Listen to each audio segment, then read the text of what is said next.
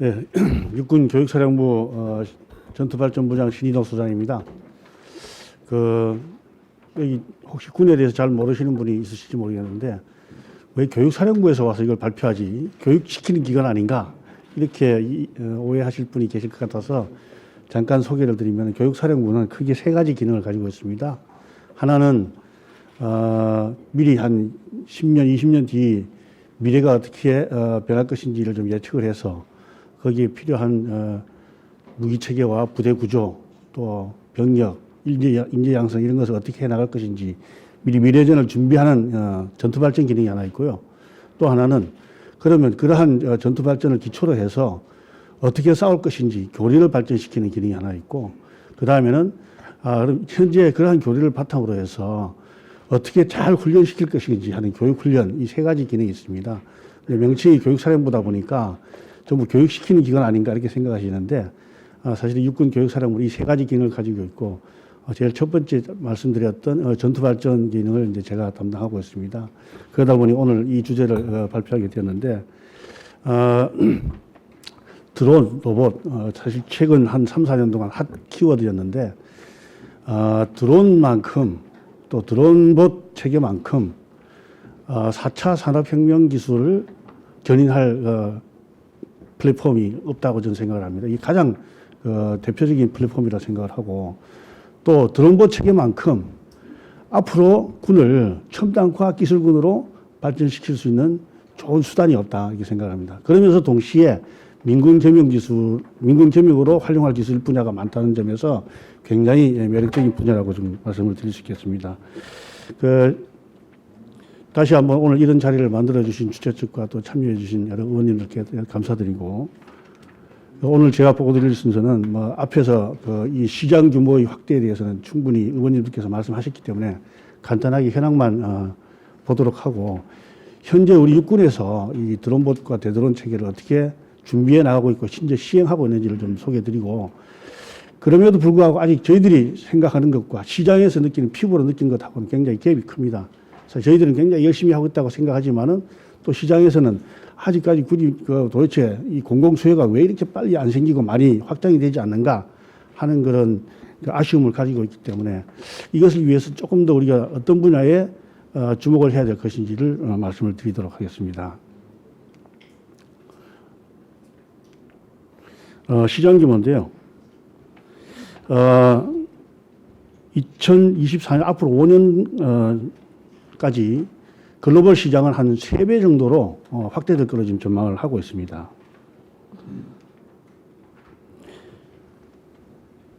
국내 드론 시장도 향후 우리 국토교통부 2017년 자료에 의하면은 향후 약 30% 이상의 성장을 계속 해나갈 것으로 지금 전망을 하고 있죠.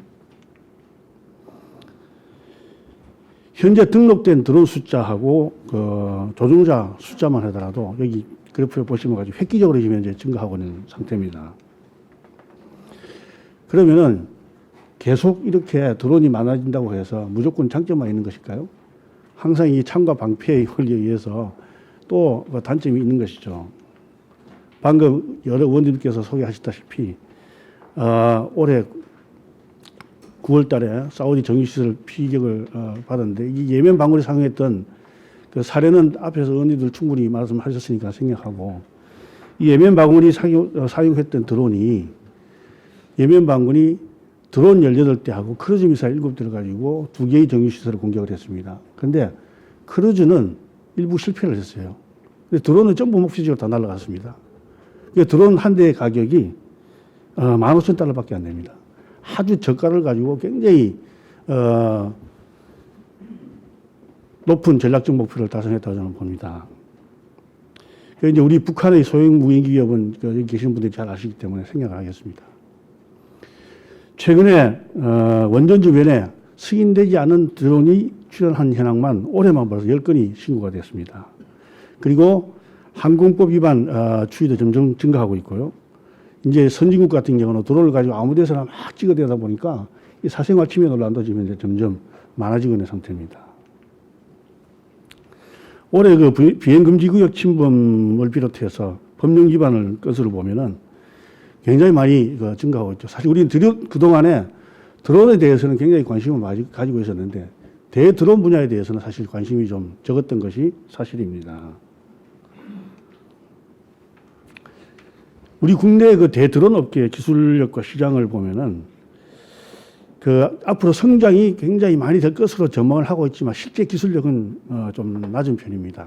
그래서 시장을 키워 나가기 위해서는 대드론 분야도 앞으로 빠른 시간 내에 기술력을 확보하지 않으면 안 되겠다, 이런 말씀을 드릴 수 있겠습니다.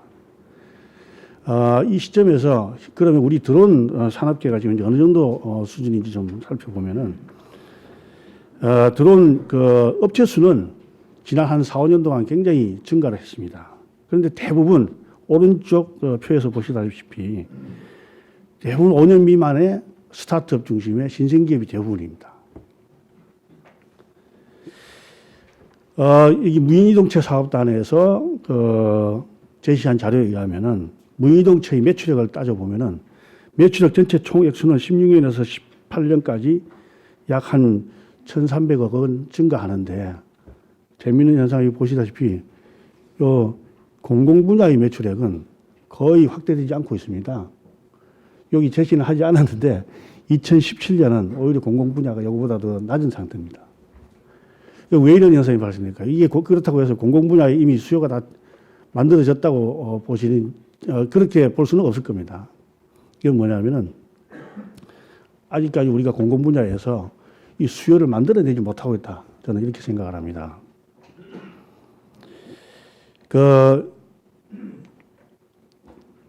이 시점에서 제가 오늘 여기 대통령님의 올해 6월 달에 하신 수석보좌관 회의 때 강조하신 말씀을 좀 소개하고자 합니다. 계획만 세우지 말고 뭔가 만들어 봐야 된다. 일단 덤벼드는 것이 중요하다. 그래서 2, 3년이 지나면은 이 새로운 모델을 업그레이드 시켜가지고 앞에 거를 폐기시키더라도 하여튼 새로운 것을 도전해보고 시작을 해봐야 된다. 이런 걸 굉장히 강조하셨는데 이것이 바로 우리 공공 분야의 수요를 창출하는 데 굉장히 큰 지침이고 어떤 메시지가 아닌가 이렇게 생각을 합니다. 저희 육군에서 지금 현재 추진하고 있는 드론봇 전투체계 발전 현황을 좀 간단히 소개를 올리겠습니다.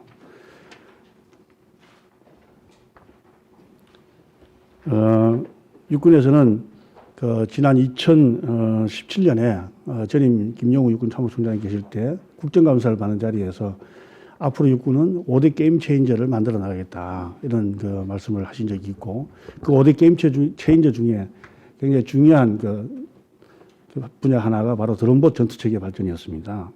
그 이후에 육군에서는 저희 교육사령부 전투발전부 밑에 드론봇 군사연구센터를 만들어서 본격적으로 앞으로 드론과 로봇을 활용해서 어떻게 싸울 것인지 연구를 시작을 했고 또 드론봇 전투단도 창설을 하고 전체 드론 업무에 대한 업무 조정 통제를 해서 육군본부에도 드론봇 담당관실을 두고 현재 업무를 추진해 나가고 있습니다. 그리고 이제 아까 의원님이 말씀하셨듯이 이거는 군 혼자만 할 수 있는 분야가 아니기 때문에 내부의 전문가들의 의견을 받아서 앞으로 미래 과학기술을 이용해서 어떻게 전투를 할 것인지 개념을 만들기 위해서 여러 가지 컨퍼런스를 현재 개최하고 있고 챌린지 대회와 전투 실험 이런 것을 추진하고 있습니다. 이 과정에서 어떤 조직보다도 우리 드론봇 군사연구센터를 중심으로 민간군 산하견의 커뮤니티를 만들어서 굉장히 활성화해서 의사소통을 해나가고 있다, 이렇게 말씀을 드리겠습니다.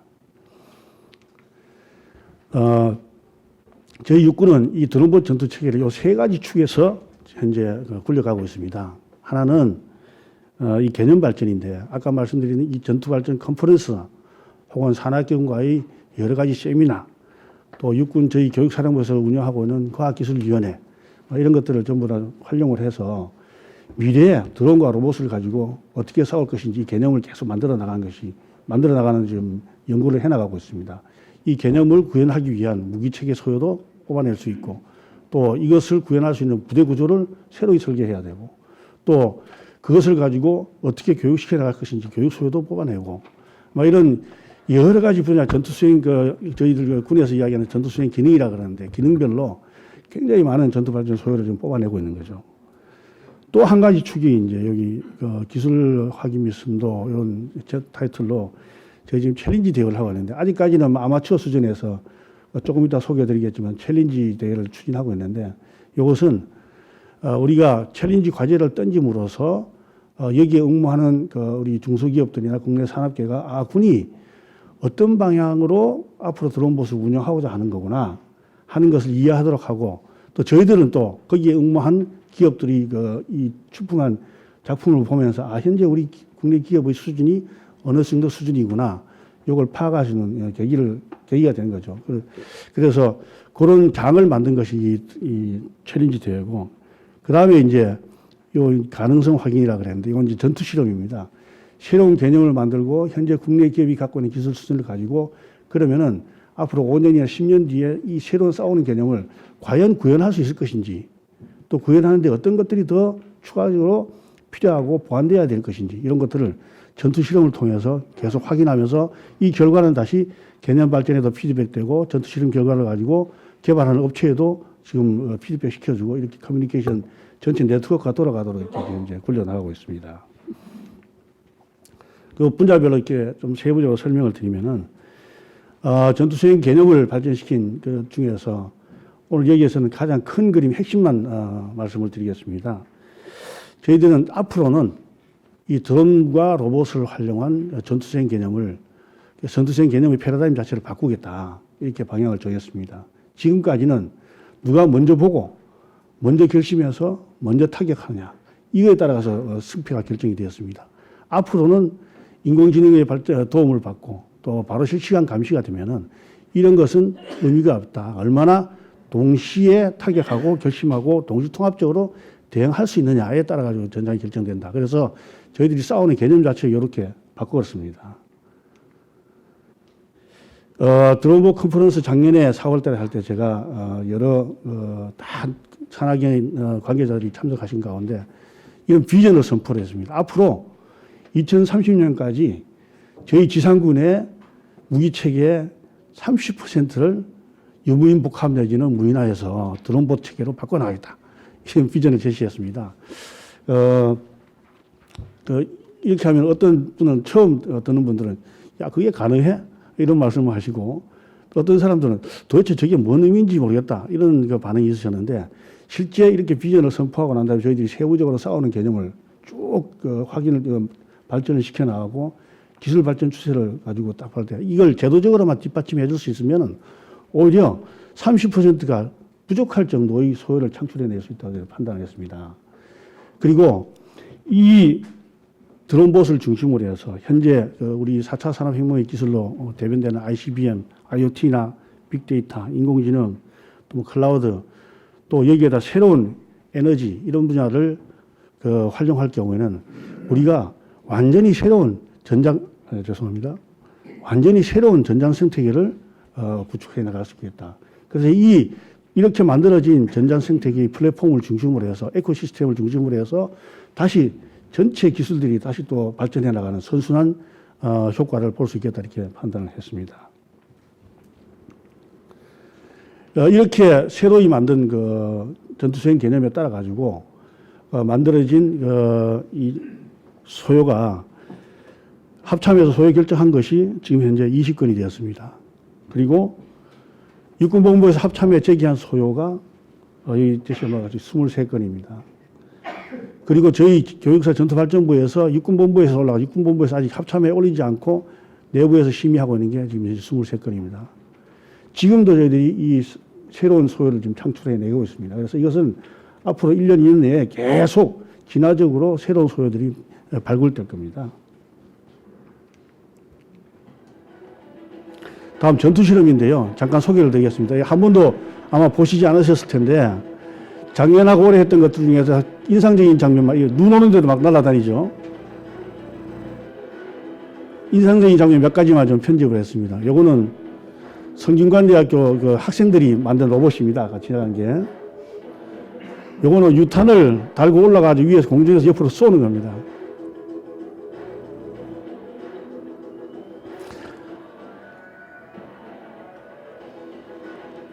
요거는 공시험장에서 원래 이제 70km를 비행을 목표로 해서 그 전투 실험 챌린지 대회를 했던 거고, 이건 다수 비행체 제어 장면이고, 이것은 공격 드론입니다. 이거는 실제 목표 지역까지 정확하게 가가지고 일부러 안전 문제 때문에 천천히 가는데 실제 빠른 속도로 가서 충돌을 할 수 있는 능력을 갖고 있는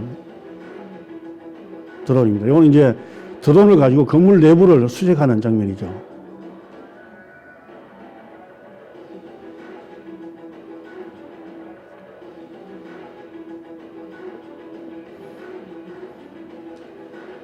이건 뭐 아주 정확한 수준의 뱀뱅이고, 이건 풍뎅이 모양을 모사한 겁니다.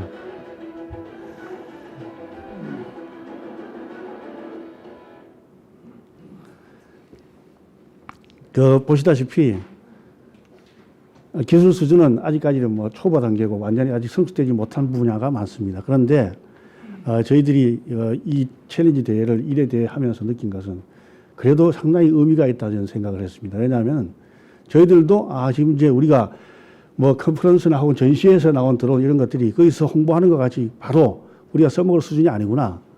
또 실제 그 시험실에서 완성되는 이 수준이 군에서 활용하기 위해서는 업체들도 군에서 진짜 제대로 써먹게 하기 위해서는 훨씬 더 많은 또 난이도가 높은 수준의 기술 수준을 달성해야겠구나. 이런 것을 서로 공유하게 되었고, 그럼에도 불구하고 이것을 앞으로 저희들은 계속 해 나가려고 합니다. 왜냐하면은 이런 챌린지 동회를 통해서 여기에 참여했던 업체와 기업, 연구단체들, 학생들은 전부 여기 다시 또 참여하고자 합니다.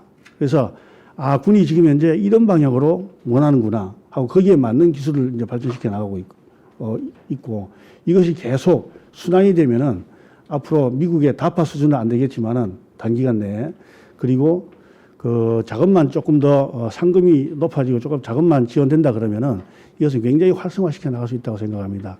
사실 어떻게 보면 이 ADD의 많은 지원하에 이게 지금 진행이 되고 있는데, 이걸 잘 살려나가면은 지금 현재 진행되고는 유일한 군 내에서 하고 있는 유일한 챌린지 대회입니다. 이게 명실상부 우리 군을 또 우리 대한민국을 대표하는 챌린지 대회로 발전시켜 나가지 않을까 하는 생각을 해봤습니다. 그다음 전투 실험인데요.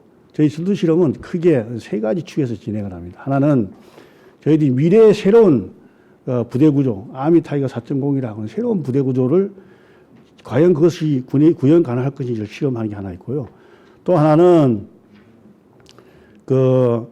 지금 이제 상용 드론을 굉장히 많이 만들어내고 있는데, 이러한 것들을 실제 서부 축선, 동부 축선, 해안 뭐 이런 데서 사용이 가능할 것인지를 실험하고, 또 한 가지는 업체들이 연구실에서만 개발한 걸 가지고 이게 야전 운용 가능성이 있는지를 도저히 시험할 수 있는 방법이 없으니까 저희들이 테스트 베드로서 이것을 여건을 제공해서 이 세 가지 축으로 진행을 하고 있습니다. 여기 아미 타이거 이것은 올해 10월 달에 KCTC 강원도 인제 KCTC 지역에서 저희들이 실험을 진행했는데, 여기에 실험 장비로만 저희 올해 한 13종의 50세트를 지금 구매 작업을 진행을 했습니다. 그리고 이제 부대 유형별로도 아까 말씀드렸다시피 기계화보병대대, 서부축선대대, 동부대대, 이작전사 지역의 후방대대 중에서 내륙대대와 해안대대 이런 소요들을 만들어 가지고 전투 실험을 진행하고 있는데, 올해만 이 전투 실험 용으로만 구매한 예산이 저희 한 68.5억 원 정도를 좀 집행을 해 나가고 있습니다. 작년에 전혀 거의 없었던 예산을 올해 새로운 분야를 만들어서 개척했다고 저희들은 좀 말씀을 드리고 싶고요. 또 한 가지는 제가 이제 여러 드론봇 컨퍼런스에 가니까 드론 업체에 종사하시는 분들이 어떤 업체 관계자가 오셔가지고 자기들이 아까 전투 실험에서 보였던 챌린지 대회에서 보셨던 같이 유탄을 쏠 수 있는 드론을 만들어 봤는데 이 실험을 좀 해봤으면 좋겠다. 실험할 수 있는 방법이 없지 않습니까? 저건 이제 폭발물이기 때문에 아무데나 가서 쏠 수도 없고 또 장소도 부족하고, 그래서 그거 가져오시라. 저희들이 규정을 새로 저희들이 좀 바꿨습니다. 그래서 규정에 맞게끔 저희들이 최소한 요걸 제공을 해서 하시도록 해드리겠다. 그리고 또 어떤 업체에서는 드론에다 소총을 다는 걸 개발했어요. 저희들이 뭐 전술적으로 얼마나 가치가 있을지를 떠나가지고 이걸 좀 실험해보고 싶은데 실험할 수 있는 방법이 없지 않습니까? 총도 없지, 또 탄약도 없지, 또 더더구나 개발지에서 뭐 노천에서 그냥 총을 쏜다는 건 더더욱 불가능한 거죠. 그것도 저희들이 실험해드릴 테니 가져오시라 해가지고 다 이 실험할 수 있는 기회를 제공을 해드렸습니다. 그래서 그 작년부터 올해까지 한 15종 60세트의 실험을 지원했는데 이 실험을 하고 나니까 그동안 그 막연하게 책상에서 연구실에서 연구하셨던 분들이 굉장히 많은 인사이트를 받고 실제 그 실험 결과를 가지고 개발하는 과정에 지금 피드백 시키고 있습니다. 그 11시까지 좀 끝내달라고 하시는데 아주 많이 남았는데 큰일 났습니다. 최대한 좀 빨리 좀 진행해 보겠습니다. 이게 이제 아까 말씀드렸듯이 저희 혼자서 할 수 없기 때문에 저희들은 일단 산학연 정부 기관들과 정부 출연 연구 기관을 포함해서 산학연 전체 커뮤니티를 만들어 가지고 현재 지혜를 모으고 있고요. 이제 새로운 이 드론 뭐 전투 체계를 굴려 나갈 인프라도 지금 구축해 나가고 있습니다. 그걸 위해서 드론 뭐 전사를 현재 2023년 4,000명 양성을 목표로 진행을 하고 있고 드론 교육센터도 지금 현재 총 16개소를 목표로 구축해 나가고 있습니다. 이렇게 이제 계속 드론 수요가 늘어나면은 저희들이 상용 드론을 가지고 활용하시는 것만 하더라도 저희들 한 2020년 정도가 되면은 약 한 198억 원 내년에 그것도 2030년이 되면 한 5조 원 이상의 시장을 창출할 수 있지 않을까 생각을 합니다. 지금까지 이제 절반밖에는 못했는데 대드론 분야가 또 남아 있는데 대드론은 사실은 이 세 가지 기능을 해야 이제 가능하죠. 일단 어디에 있는지 오는지 안 오는지를 탐지할 수 있어야 되고 저게 적인지 아군인 건지 이걸 식별을 할 수 있어야 되고 또 이제 무력화할 수 있어야 됩니다.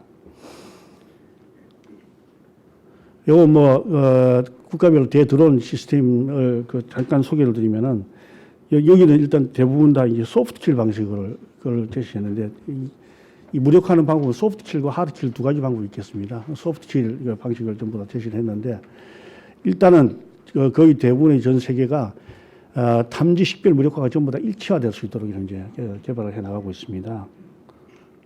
그리고 조금 이따 이제 우리 ADD 박병서 부장님께서 소개해 주시겠지만은 이제 여러 국가에서 레이저를 중심으로 해서 하드킬 방식을 굉장히 발전시키고 있습니다. 미국 같은 경우는 2022년에 50kW 레이저 대공무기의 시제품을 개발해 가지고 납품을 해라 하고 이제 미국군에서 계약을 체결했습니다.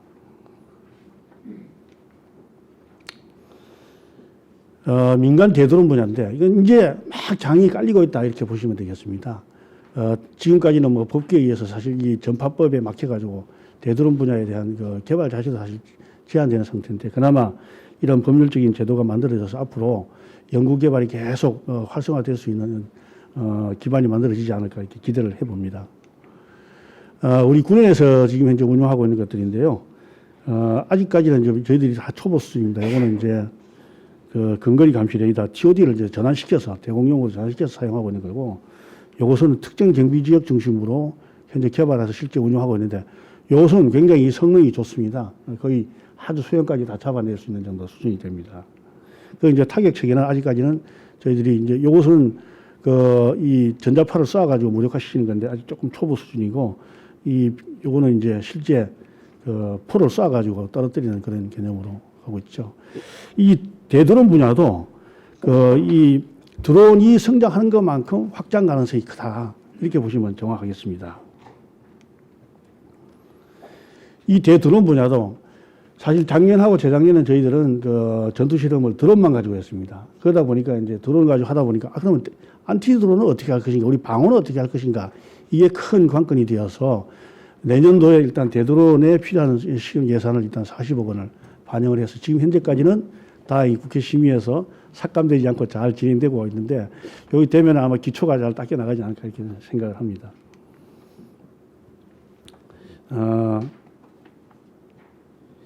아까 처음 말씀드렸듯이 저희들이 이렇게 열심히 하고 있음에도 실제 시장하고는 느끼는 체감 온도가 굉장히 갭이 큽니다. 그럼 이것을 앞으로 공공 분야에서 더 확대하고, 특히 이제 군 같은 경우는 앞으로 이 드론과 대드론 분야에 제일 수요가 큰 수혜자이면서 또 이제 수요자라고 볼 수 있는데 이것을 어떻게 하면 최대한 많이 빨리 수요를 만들어 나가고 쓸 수 있을 것인가 대안인데요. 여기 이제 국방부에서 마련한 신속 시범 획득 제도입니다. 이것은 시범 획득 제도는 연구 개발을 해서 좋은 제품이 있으면 그것을 소유 결정을 해서 사겠다 이런 개념인데 지금 현재 연구 개발 과정은 앞으로 다 생략을 하고 좋은 제품이 있으면 업체가 좋은 게 개발된 게 있으면 이거 군에서 한 1, 2년 써보고 좋으면 바로 소유 결정을 해서 도입하겠다 이런 겁니다. 굉장히 좋은 제도입니다. 그런데 그럼에도 불구하고 요즘 4차 산업혁명 기술이 발전하는 속도를 비교해 봤을 때는 이게 좀 부족하지 않을까 생각합니다. 왜냐하면 이렇게 하더라도 최소 소요가 한 4년에서 5년 걸립니다. 그러면은 저희들 지금 현재 제가 지금 노트 에이스를 쓰고 있는데요. 내년에 바꿔야 되나 말아야 되나 지금 고민하고 있습니다. 그런 똑같은 고민이 이 분야에 계속 생기지 않을까 이런 측면에서 저희들이 이제 수요군 입장에서 생각해 봤을 때는 저희들이 또 전투 실험을 해본 경험을 가지고 봤을 때 이런 방법이 어떨까 생각입니다. 뭐냐면 업체에서 어떤 시제품을 하나 개발을 하면은 이걸 가지고 한 A 부대에 들어서 전투 실험을 해보는 겁니다. 해보고 거기서 도출된 문제점을 개선하고 그 개선된 걸 가지고 다음 B 부대에 적용을 해보고 B 부대에서 해본 결과를 가지고 다시 또 피드백해서 C 부대에 해보고 이렇게 해서 진화적으로 점점점 기술 개발을 해나가고 그래서 완성이 되면 이제 전 부대로 확대시키는 이런 방법이 어떨까 생각합니다. 그러면은 실제 이 개발하는 과정에서도 계속 수요는 창출되고 진화적으로 가기 때문에 기술 발전 추세에 뒤지지도 않고 계속 따라갈 수 있는 그런 장점이 있는 거죠. 제가 월요일 날도 이 슬라이드를 하나 제시를 했는데 이걸 꼭 말씀을 드리고 싶은 것은 미 육군의 그 미래사령부 창설과 소요 획득 개발 과정 전 과정을 통합시킨 사례를 좀 소개를 드립니다. 뭐냐면 기존에는 미 육군 같은 경우는 획득하는 부서가 따로 있고 또 개념을 연구하는 부서가 따로 있고 또 개발하는 부서가 따로 있었습니다. 이게 다 각각 다른 사승장군이 지휘하는 지휘체계 밑에서 일을 했는데 이래가지고는 미군들도 하다 보니까 우리하고 똑같은 비슷한 문제를 느꼈는데 이렇게 진행을 하다 보니까 하나의 무기체계를 정해놓고 전력화하는데 아무리 빨라야 7년에서 10년, 늦으면 15년, 16년까지 미군들도 그렇게 걸렸다는 겁니다. 이러다 보니까 도저히 안 되겠다. 이렇게 이것을 어떻게 하면은 빨리 발달하는 기술을 받아들여가지고 군에서 써먹을 것인가. 이 대안을 찾다가 결국은 새로운 사승장군이 지휘하는 사령부를 하나 만들어가지고 이 개념 발전부터 시작해서 획득하는 이 전 과정을 한 사령관 밑에 통합을 시켜버렸습니다. 한 지휘체계 밑에 통합을 시켰습니다. 그래서 이 전체 과정을 단축시키겠다. 이렇게 한 겁니다. 그래서 그 한 지휘체계 밑에서 개념센터에서 환기 개념을 만들고 나면은 이 개념에 필요한 그 능력을 식별해가지고 이것을 가지고 바로 시제를 개발해서 시제를 가지고 전투 실험을 해보고 이 전투 실험 결과를 가지고 다시 반영을 해서 개발하는 데 반영하고 필요하면 개념도 좀 보완하고 이게 한 지휘관 밑에서 계속 순환적으로 돌아가도록 이렇게 만들어버린 겁니다. 그리고 육군이 가지고 있는 아미 리서치 랩하고 연구개발사령부 밑에 있는 여러 연구기관들이 기술 수준과 난이도에 따라 가지고 먼 기술은 아미 리서치 랩에서 나머지 전투능력개발사령부 밑에 있는 연구소들은 시제를 개발하도록 이 역할 분담을 잘 해가지고 이게 전부 유기적으로 계속 돌아가도록 만드는 겁니다. 제가 이제 왜 또 한 가지 더 말씀을 드리면은 기존에 우리가 미국 그러면은 정말 연구개발 분야에 특히 군의 연구개발 분야는 연구개발 하시는 모든 분들의 꿈입니다. 왜냐하면 미국의 R&D 예산의 거의 절반을 국방부가 다 차지하고 있는 거죠. 그러면서 군에서 개발한 기술이 다시 사회로 스핀오프 돼가지고 이제 계속 활용되고 환원될 수 있는 이 시스템이 만들어졌는데 미 육군이 최근에 또 그것을 미 국방부 전체가 최근에 어떤 위기감을 느꼈냐면은 이제 구글, 아마존 이런 글로벌 기업들이 발전시키는 이 인공지능 기술, 빅데이터, 블록체인 이런 기술들이 워낙 빨리, 워낙 거대하게 발전하고 있기 때문에 그것을 군에서 스스로 개발하기는 어렵다. 그러면 어떻게 할 것이냐? 이것을 외부에 있는 기술들을 어떻게 하면 빨리 군에서 아답트 해가지고 잘 활용할 것이냐? 이것으로 바꿔야 되겠다. 시스템을 지금 전환시키고 있습니다. 그래서 각 대학에 여기 지금 이제 전략 대학들과 이 협력 프로그램을 만들었는데 요 전략적 파트너 대학에 해당되는 대학은 6개 기술 분야를 지정을 했는데 여기에 뭐 초장사선 타격 체계, 인공지능, 3D 프린팅 뭐 이런 것들 6개를 정했는데 여기에 지정된 대학은 1년에 800 밀리언에서 1200 밀리언 달러를 저 프로젝트별로 지원받도록 해놨습니다.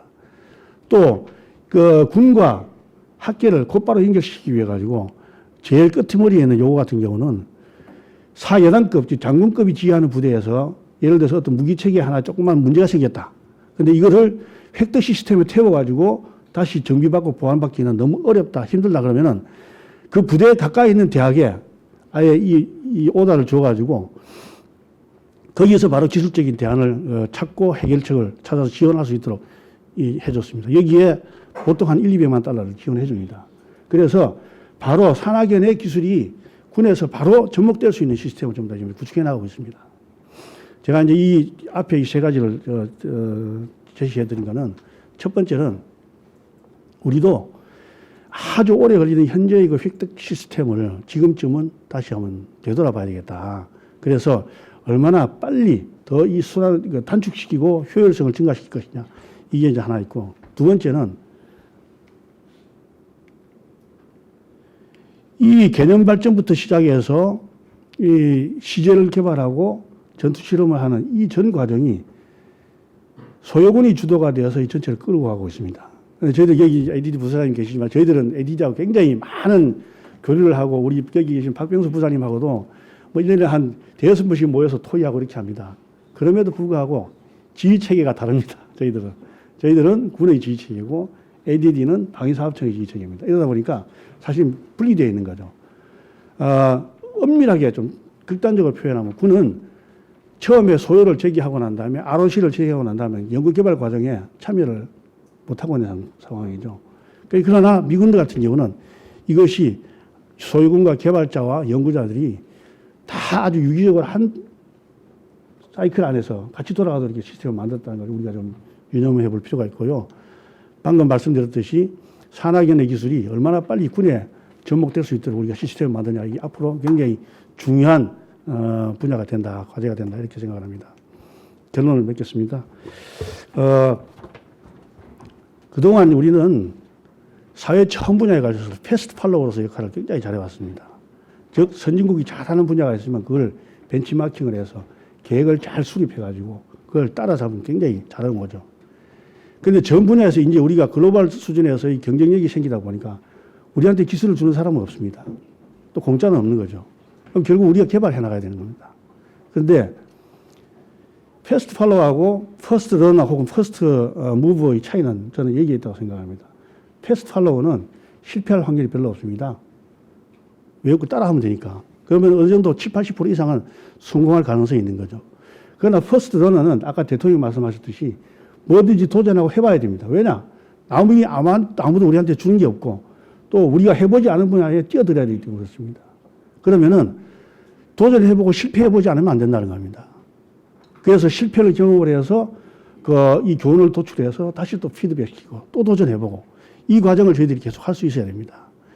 그러기 위해서는 지금 현재 기존에 있어왔던 우리 모든 과학기술계와 우리 국방 분야의 획득 시스템 전체를 지금은 제도 전반을 갖다 놓고 한번 들여다보고 이걸 얼마나 맞게끔 시대적 기능에 맞게 새로운 틀을 만드냐가 중요하다고 생각하면서 결론을 맺겠습니다. 감사합니다.